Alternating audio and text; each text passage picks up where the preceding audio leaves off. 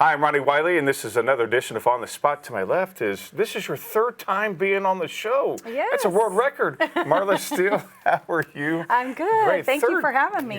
We got to maybe go for 4 or 5 here real Maybe. soon. Yeah. First 2 times you were executive director across the hall at the Hope Center. Now you are the park superintendent. Yes. So is that the official title? Yes. Does it say like park queen or anything like that? No, should. just superintendent. Superintendent, park superintendent. So before we get into that, it's been, 7 years? I think 6 years. We just talked about that before we went on the air. Since you left. 6 years. Yeah. So tell us all about what you've been doing prior to getting the park. What were you doing after you left Hope Center?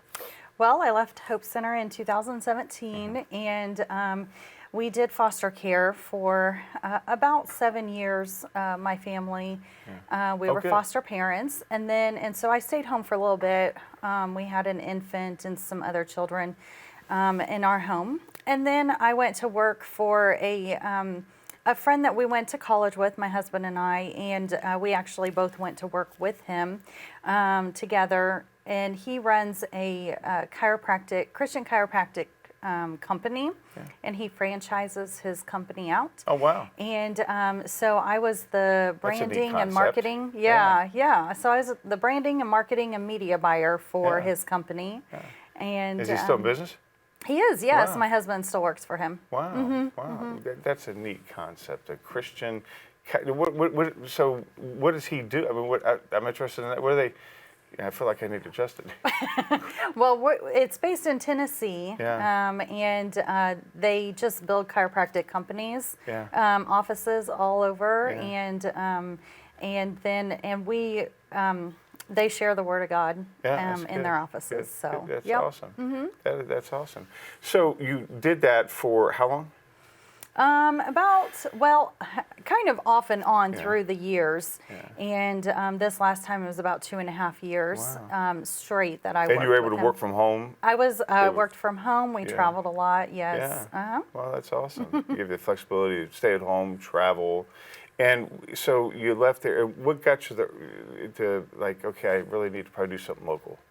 Well, I really missed. What I loved about the Hope Center is I was a part of the community, and I was here serving people in our community, and working from home, you don't see many people. Right.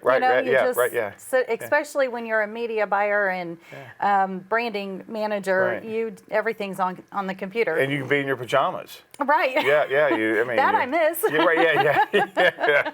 Getting all dolled up is overrated, right? Yeah. But when I saw the position come available, it intrigued me, and I thought, I really would like to apply for this because I miss being a part of this community and just being out talking to everyone. And my passion has always been events and fundraising, so I applied for it, and there was, I believe, 25 or 26 people that applied, and went through a series of interviews and with the mayor and a few from the park board. And so you think your advantage was your prior experience of fundraising, event planning? You think that's what kind of set you apart and you're part of the community? I would say so. I have with that experience, and I know a lot of people, and so I think that really helped. Absolutely. But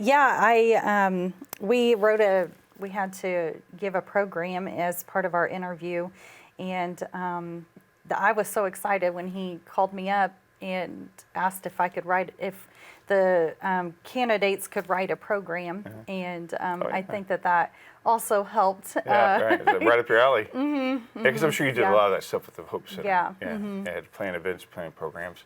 Yeah, so you hear about this job. Did you have to talk to your husband about it? Were you like, honey? Or were you like, you just did it? Well, since we do work together, and he was kind of my boss. Oh, okay. Because he's the COO of the company. Oh, right, But you're the boss at home, right? Yeah. We know how that works. So I had to share with him and he said, absolutely, go for it. He was very supportive of it, and he knew that this was more of my passion, and where I had experience and I enjoyed. Right. And so Good. he said, yeah, definitely go for it. I'll support you. So you go through that, those long how long was the interview process? Oh, I think it went through the month of November. Oh, wow. Off and on. I had 3 interviews. Oh, that's nerve-wracking. So the third one was the program that I wrote. Yeah. And so I didn't have to physically go and be interviewed, but I had to turn in the program. Oh, you just sent it in. You didn't have to present it in front of people. I didn't, no. Yeah. No. Sometimes those group interviews are the, Yeah. because you can start reading people. Okay, I think I don't know if you like, those are tough. Did you have one of those? Well, I will be honest, I never had sat through an interview like that before. Yeah. And so it was very interesting. The board members were asking me questions, and then the mayor would throw in just a random question. Right, yeah. And that didn't really have anything to do with anything. Right, yeah. Right. And like, are you left or right-handed was one of the questions. And he was just trying to get to know me on a different level, see my personality, how I learn, if I'm trainable, just get to know me on a different level by asking those questions. So I actually told him afterwards, I said, I kind of liked that interview process. It was different. It was different. Yeah. Are you left or right-handed? I am right-handed. Okay, yes, right, I am right-handed. But I was throwing him off because he thought maybe I was ambidextrous. Oh, okay. Because of how I was answering my questions. Oh. And I said, well, I can do some things left-handed. Yeah. So. The only thing I do left-handed is I'll eat, like if I'm cutting a steak, I'll do it that way. I know some people switch. Yeah. That's wastes too much time. I'm fat. I got to get the food quicker to my mouth. So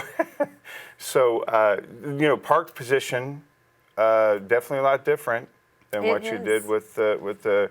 Tell me a little bit some of the differences. I mean, it's obvious, but there are some similarities, I'm assuming. Oh yes, definitely. I would say one of the biggest differences and probably like challenges is learning the way the government budget is set up. Is completely different than a nonprofit, and the way your money comes in and out, and the line items, and non-revenue. You have to spend, revenue, right? Yeah. And so that's probably been it's been a learning curve for me. Yeah. And you've not even understand that. I mean, as this airs in February, it's been like just a month. Yes. But as we tape it, it's not been a month. Right. Yeah, so you're still, yep, I'm finishing my first month right now. Wow, so. that's amazing. Yeah, that's amazing. It feels like does it feel like you've been there a lot longer? Some days maybe. It's going by really fast though. I can't believe how fast January went. So. Right, yeah. It's amazing because usually January takes the whole year, and then before we get into February, it's like, man, that took forever. So you're right. For this January, it seems like it's gone by quick. Yeah. I guess we're getting older. The line item budget, that's got to be, because now there you're working with donors, obviously, and you got to be a servant of, a steward of the money that you were donated with. Here, it's the taxpayer money. Yeah. There's a lot of different pressure, I'm assuming. Well, it just is, I can't explain it. It just is different in how, the money can come in one way, but then it can go out a different way. At the Hope Center, if we brought in money for a project, the money went towards that project. And it does at the park as well. And donors give money just like at the Hope Center. We get grants and we can do fundraisers and things like that. But it's more complex, I guess I would say, than at the Hope Center. And so now at the Hope Center, you obviously you have a board that you worked with. You guys had visions of okay, this is what we think that we need, and go for that. As the park superintendent, and I know you just got into the position, do you like envision like, okay, because they got a dog park now. We never used to have a dog park. Do you think, man, we may need this or this in the future? Do you come up with things of like a future plan, I guess? I mean, a vision. Do you have your own vision that you bring to the board, and and see what they think. Yes. So I actually at the January park board meeting, I turned in a vision goals list for this year, 2023, and some things that I would like to put together, some programs, and add some extra things that maybe will increase involvement in our park, and the recreation, the sports, things like that. And so each month we have a park board meeting, and we discuss those different things. We'll discuss the programs, the plans. They'll give their ideas, suggestions, things like that. And we have a great board. I think this year's going to be great. Yeah. Disc golf is new. Yes. That's been just a couple of years now, I think. Mm-hmm. Yeah. Mm-hmm. And so the park is growing, and then of course the fair. Mm-hmm. I'm sure this is going to be exciting for your first fair as the park superintendent. How involved is the park superintendent with the fair? The fair is ran by the fair board, and so the park actually doesn't have much involvement.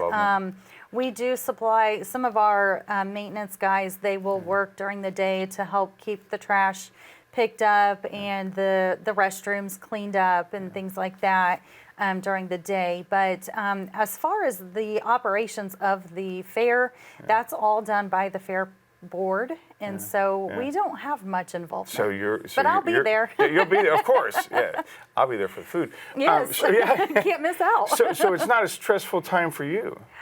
No, I wouldn't. Well, I haven't went through a fair yet. But, that's true. Yeah. From what I've been told, that we don't have a whole lot of involvement. The fair board takes care of everything. So when I think of park superintendent, my first thing I think of, and I know this is more, it's just Roberts Park, but there's so much more to your job than just Roberts Park. Yes. I mean, we got all the ball fields around the area. Like Industrial Park, I'm assuming that's probably something under your... It is. The little basketball courts that we see around, like Office Park, I mean, all these, the 2nd Street, is that under your... It is. So we have all of these areas, and is it just in Connersville, or is it Fayette County? Is it the whole county? No, everything is located in city limits. Okay, so you're that we have, yes. Yeah. So, the soccer fields and River's Edge is something that, hopefully in the future we can work on growing River's Edge Park. Yeah.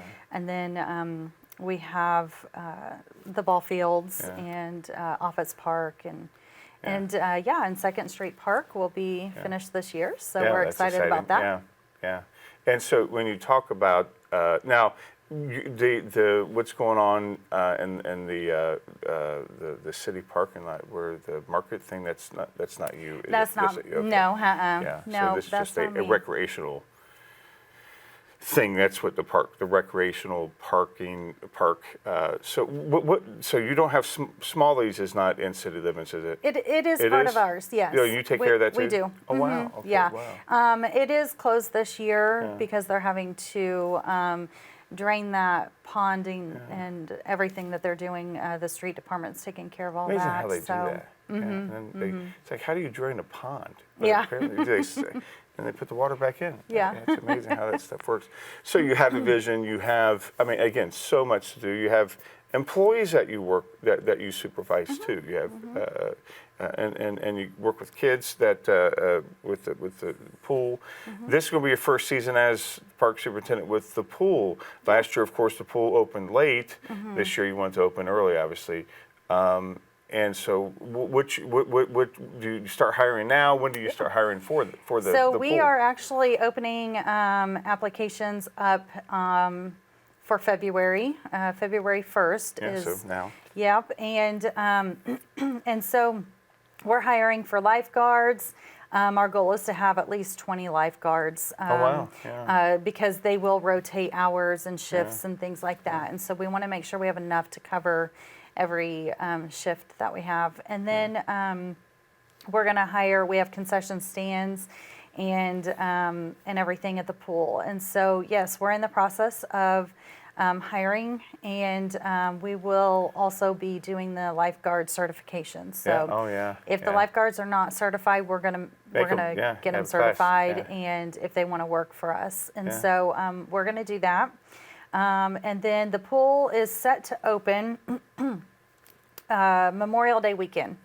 And we had the new liner put in last year, and so we should be good to go for this year to open on time. That's exciting. It is exciting, yes. And we're also, I don't know if you want to talk about Summer Discovery, but sure, absolutely. We are taking applications for Summer Discovery counselors, and we are also taking registrations for Summer Discovery as well. If the child wants to come. And I'm sure you have to partner with the school too, with the meal programs. They are going to provide our lunch. They are going to provide lunch and afternoon snack for us. We are looking for to partner with a company or someone who would like to offer breakfast. We open at 7 o'clock in the morning, and so that's a long day for some of the kids that get there at 7 because their parents have to get to work on time. Right, and so we would love to offer a nutritious breakfast to the kids that get there early in the morning.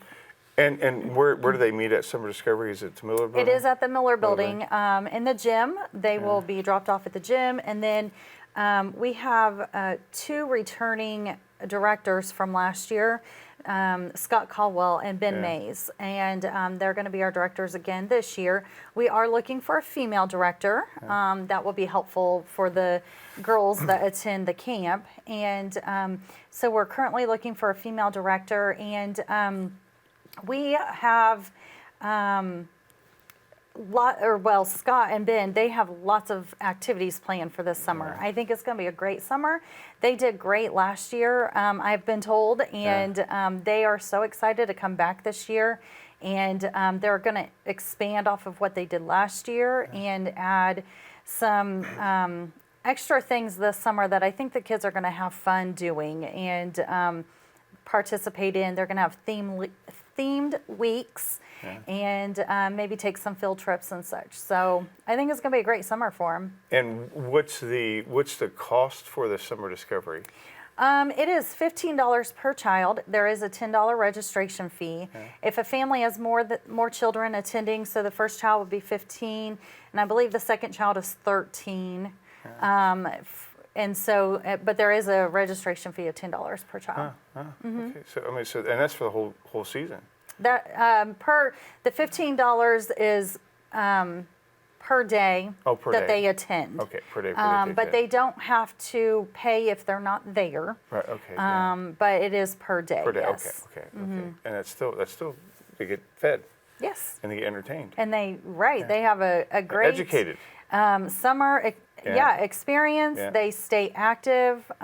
We provide the healthy meals, physical activity, which is really important in a kid's life, and they're gonna have a good summer. Do you look for donations from businesses around town to help with families that might not be able to afford that have a bigger family?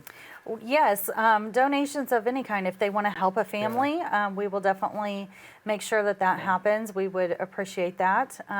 We also look for donations for field trips because some field trips may cost a little bit extra to attend. And so, if there's an agency or if there's a family that wants to help support another family, we will definitely be taking donations or sponsorships. Yeah, so you've only been in this a month, and man, you're on all, like firing on all cylinders. And so you interviewed in November, December. When did you find out that, hey, Marla, you got the gig?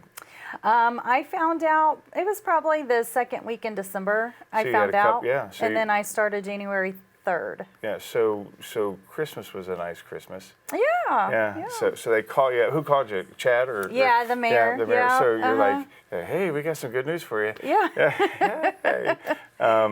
And so you did some preparation, obviously, to prepare for it. I mean, what types of preparation did you do before you started your job? Well, I did go back and watch all of 2022 City Council Oh, really? meetings and Park Board meetings. Wow. Just to kind of get caught up on speed as to what took place last year. Yeah. And so, yeah, I took notes and I watched all the meetings. Went on YouTube. And TV3's yes, YouTube channel. TV3's YouTube channel. Yeah. Catch all of it. Yes, you can. Yeah, TV3, that's the YouTube channel. YouTube.com/TV local TV3. That's it. John will put it up on the or Justin. Anyway, so you went and that helped you out. Yes. Mm-hmm. Wow. Yeah, and so that gave me a good understanding of just some of the things that the park board, their goals and values and missions for last year, and what they want to see moving forward, and then also city council, and then once I got started, I just started talking to people and listening. One of your favorite things to do. Yeah. Yes. Yeah. So I just spent most of January listening to everyone, and what they needed to share, what's been going on, some maybe especially for 2nd Street Park and Longwood Bridge, just getting that information and seeing where that process is at and how to get that finished up and everything. And so just a lot of talking to different people and listening. Yeah, that's the important key is to listen and learn for that. So any challenges that you might see, with the new position that you're ready to conquer and overcome? Well, we are, I don't foresee any challenges at the moment.